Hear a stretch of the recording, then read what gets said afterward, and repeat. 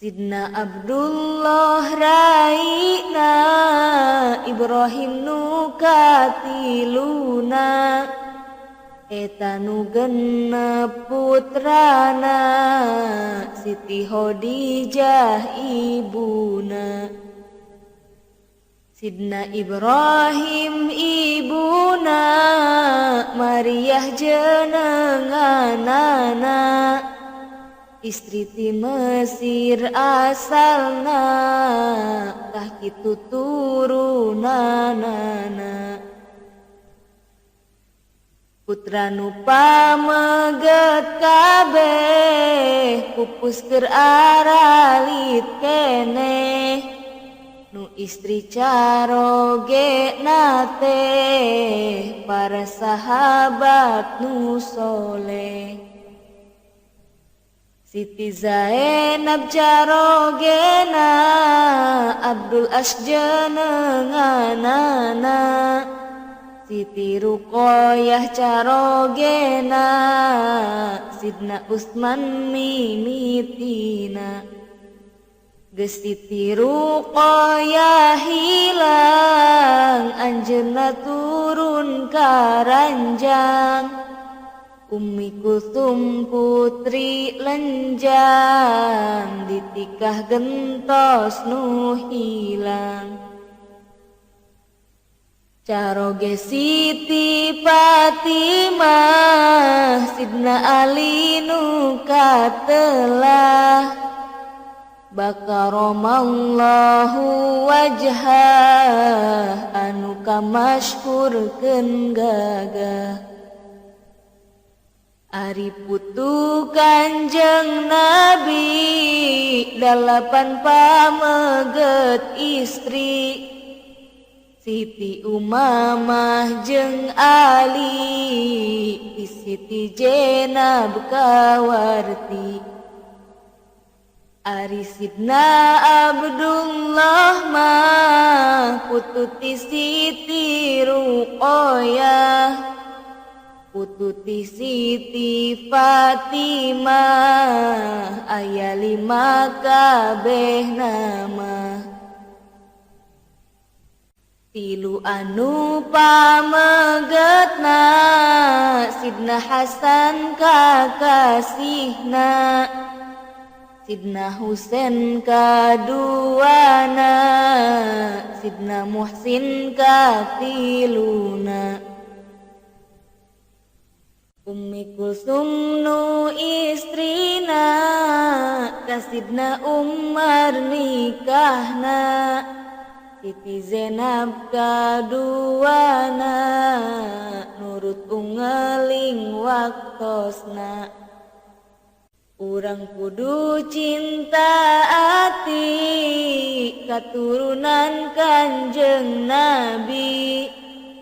Poma ulah goreng ati sumawona hiri dengki. Ari mungguh Kanjeng Nabi nyaahna langkung ti misti. Ka umatna jaler istri leuwih ti sepuh pribadi. Welas asih kanu miskin sumawona ka budak yatim. Pada sebehku paparin kadaharan jeung pisalin. Akuan ka urang kampung calik satata ngariung. Tara angkuh jeung adigung sanajan ka urang gunung. Kanu nyandang kasusahan gering jeung papatenan.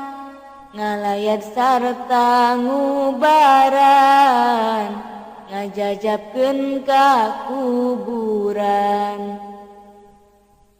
Manis saur manis budi estu mustika ning jalmi.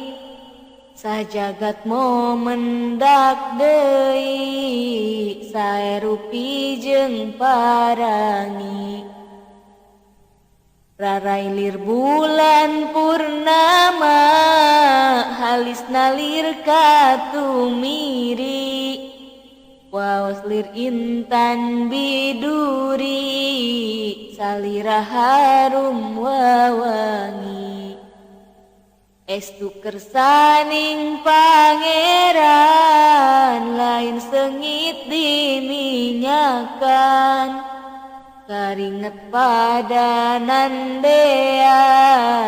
diparake sesengitan sakitu nabi mulyana tarapisan adigungna angkat pungkureun sohbatna kalangkung handap asorna anggowan kersa lumayan najan nu geus ditambalan itu deui katuangan banget pisan dikurangan betah dina kamiskinan lain sabab teu kagungan ngahaja bae ngirangan ngarah karidoan Tuhan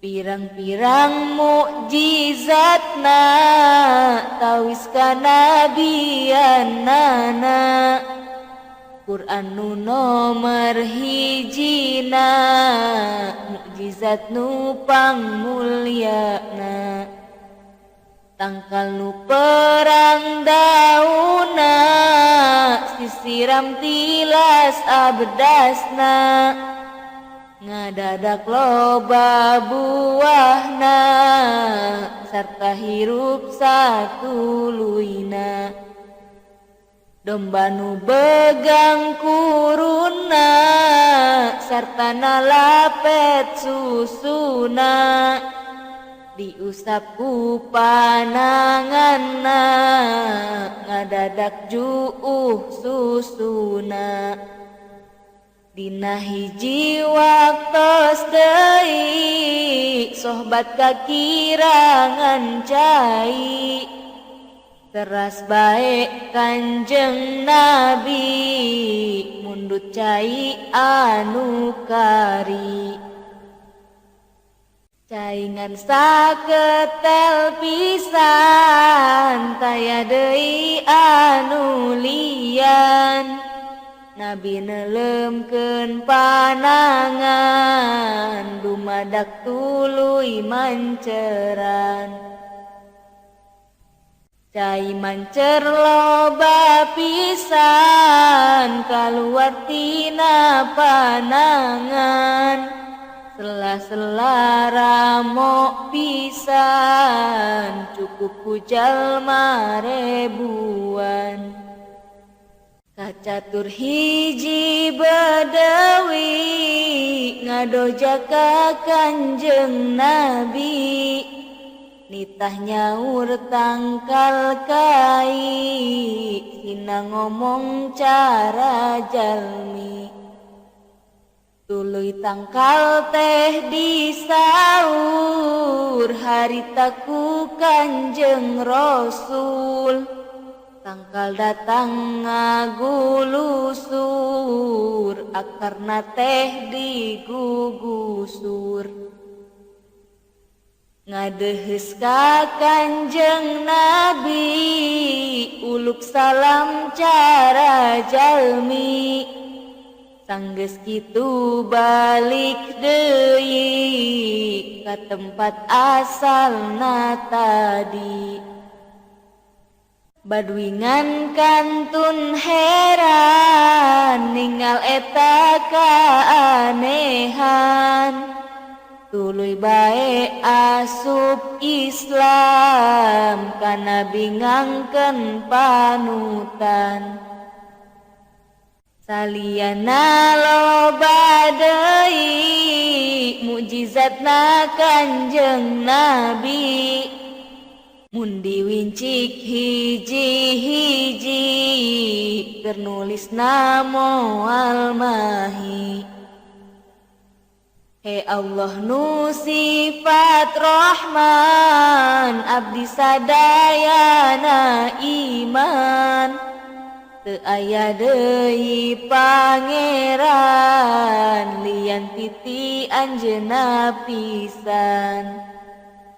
Nu ngadamel bumi alam eueuh saestina pisan, nu wajib diibadahan taya anu nya samian. Sareng abdi iman deui ka Sidna Muhammad Nabi, yen eta utusan Gusti miulang sadaya jalmi.